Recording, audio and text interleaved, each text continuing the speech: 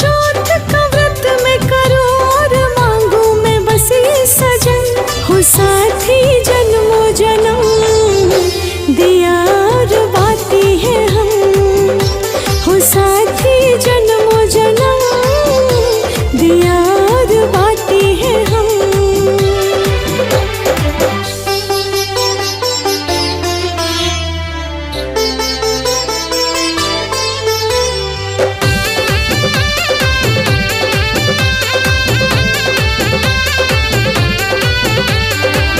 उम्र लंबी हो साजन तेरी बस ये ख्वाहिश मेरी मैं सजनिया तेरी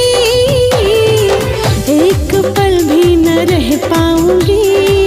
चांद तू है मेरा मैं चंद